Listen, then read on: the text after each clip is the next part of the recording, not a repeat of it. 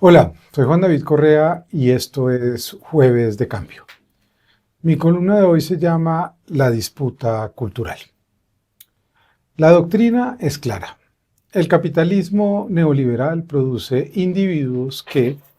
de tener la suficiente ambición, pueden conseguir aquello que se propongan. En general,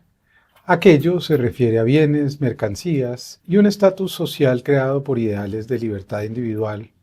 articulados por la publicidad y el estilo de vida norteamericano que se impuso en el mundo entero tras la caída del muro de Berlín y el fin del hombre soviético. Se precisaba de un soporte eficaz para penetrar las conciencias del mundo libre, según lo llamaron. La idea, por supuesto, era promover el self-made man, una especie de superhéroe vestido de traje, que llegaba cansado todas las noches a casa y proporcionaba bienestar a su joven familia, en general católica en nuestros países o protestante en los del norte global, que iba los domingos a misa, que se afiliaba a clubes sociales, que estudiaba en universidades de prestigio y que con esfuerzo y gracias a las relaciones de clase que se producían en esos espacios, conseguía bienes raíces, vacaciones a Estados Unidos, en particular a Disneylandia en Florida, y que se cultivaba en algunas ocasiones frecuentando museos, leyendo algunos libros al año y aprendiendo la historia del mundo contada por académicos europeos. El neoliberalismo, que se había iniciado como teleología económica en los años 30, en el coloquio Lippmann, celebrado en París en 1938, en una etapa similar a la que vivimos hoy, cuando comenzaron a consolidarse los totalitarismos en Alemania, España, Italia y la Unión Soviética, para recuperar el viejo liberalismo decimonónico. La idea se consolidó con la creación de la Sociedad de Mont-Pelerin, en Suiza, en 1947, de la mano de varios intelectuales liberales como Friedrich Hayek, Milton Friedman y Karl Popper, entre otros, que insistían en la necesidad de crear un hombre libre que no dependiera en exceso del dominio del Estado y que para ello promoviera la libre empresa, el mercado como regulador de las relaciones sociales y que se opusiera al papel preponderante del estado de bienestar que se creó durante las entreguerras en Europa después de 30 años de reconstrucción después de la Segunda Guerra Mundial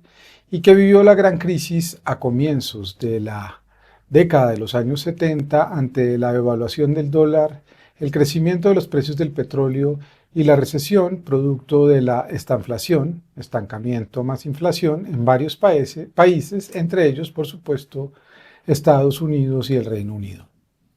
La llegada de Margaret Thatcher al poder en el Reino Unido en 1979 y unos años después la de Ronald Reagan a la presidencia de los Estados Unidos en 1981 concretó el binomio profundo de las políticas neoliberales que hoy están en franca decadencia y que se expresan en los excesos de quienes se niegan a aceptar que el proyecto que promovieron provocó una gran deshumanización del mundo, una crisis global climática que puede llevarnos a la extinción, una individualización de las conciencias que supone vastos problemas mentales,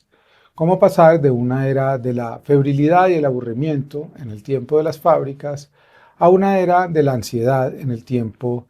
de las máquinas que tiene a la humanidad en estado de adicción permanente, al decir de Mark Fisher. Muchos economistas colombianos son hijos de esta escuela. Muchos de ellos estudiaron en universidades de Estados Unidos, Europa y fueron adoctrinados bajo esta lógica. Muchos son hoy empresarios, políticos o incluso intelectuales, que se muestran como ejemplos de probidad, esfuerzo y convicción para alcanzar sus metas. Ellos o ellas lo han logrado solos, por su inteligencia única, por su esfuerzo desmedido y por su fuerza de pensar críticamente sobre todo aquello que no pertenezca a su credo.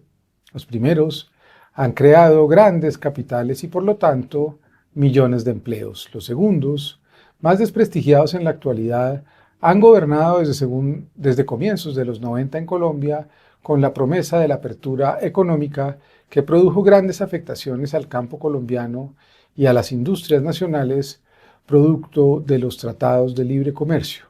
y que convivió con la más cruel y violenta contrarreforma agraria y privatizó la gestión pública.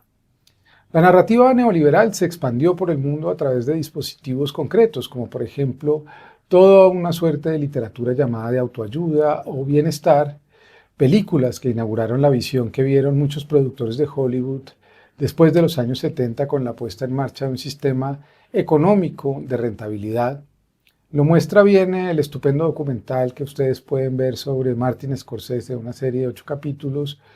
cuando tras el estreno en los años 80 de Tiburón y Star Wars, muchas personas de la industria declaran que no están dispuestas a seguir apoyando obras autorales, sino taquilleras. También de medios de comunicación que, con algunas excepciones, en periodos concretos de nuestra historia jugaron un papel crucial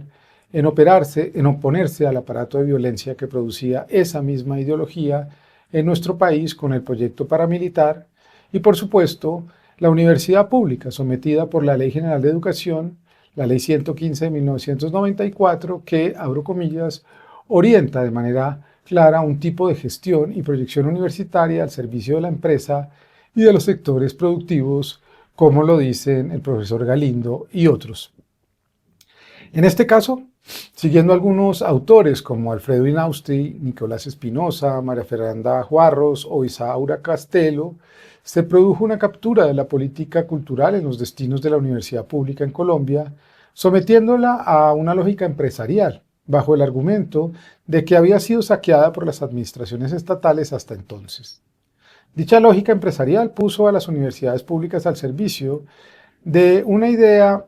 que es la que muchos que nos inscribimos en un proyecto de izquierda que nada tiene que ver con los estigmas que nos quieren enrostrar cada vez que osamos alzar la voz para hacer críticas a esa ideología que, al responder a la financiarización de la escuela pública, muestra resultados como cualquier empresa a partir de lógicas de balances, cifras de ingresos y crecimientos en infraestructura, conseguidos también mediante mecanismos de control por parte de esos mismos grupos de poder que se legitiman unos a otros mediante contrataciones con empresas privadas, creadas para manejar recursos públicos, sistemas de puntajes opacos que sirven para privilegiar escalafones de las llamadas ciencias duras y privilegios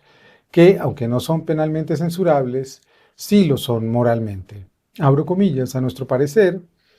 dicen los autores citados anteriormente, la naturaleza epistemológica de esta transformación consolida una apuesta de política cultural, la relación entre política, poder y cultura, que constituye pues un marco de referencia que establece límites para la relación entre la función científica y humanista de la universidad. Al restringir su papel social y carácter político, se define un tipo de relación entre conocimiento académico y transformación política que excluye de su fórmula a sectores subalternos, cierro comillas. Cuando muchos académicos intelectuales o grupos subalternos en el pasado osaban discutir estas ideas sobre la neoliberalización de nuestra vida y de las universidades, eran tomados como extremistas sin importancia, adscritos a radicalidades de izquierda que tenía, de manera casi que obligatoria, relaciones con los grupos armados o guerrillas que se levantaron y organizaron desde los años 80 en nuestro país, desde los años 60, en nuestro país, entrando en la catástrofe neoliberal ellos también. Al llegar a este gobierno y discutir desde el poder estas ideas, en cambio se ha querido satanizar primero a quien piense que muchas y muchos hicieron parte de ese proyecto en nombre de la ilustración, propagando ideas presentes en nuestra conversación pública que se convirtieron en doctrina. Es decir, nos acusan de hacer la misma operación pero en sentido inverso, como si la única forma de existir fuera conspirar y tomar venganza. Nos convierten entonces en radicales ortodoxos, en inútiles en nuestros oficios o en simples habladores que no tienen el suficiente conocimiento, que es, por supuesto, el que ellos pregonan, incluso acudiendo a expresiones que rayan en el racismo como aquel que escribió que, abro comillas, la sabiduría ancestral en este continente tiene más complicaciones por el hecho de que no había escritura. La tradición oral es un teléfono roto en el que el mensaje se va deformando a lo largo de las generaciones, cierro comillas, sobre la política de las ciencias del actual gobierno. Al convertir un debate ideológico, que lo es, en una consideración sobre las virtudes personales de una contendora,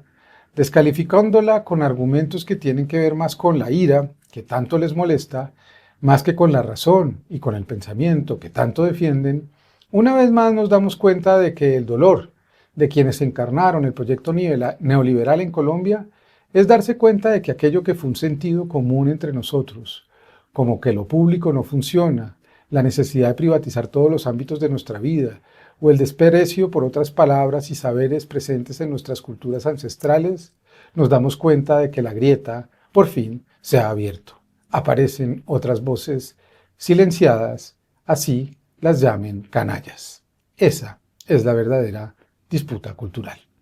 Nos vemos en la próxima. Gracias.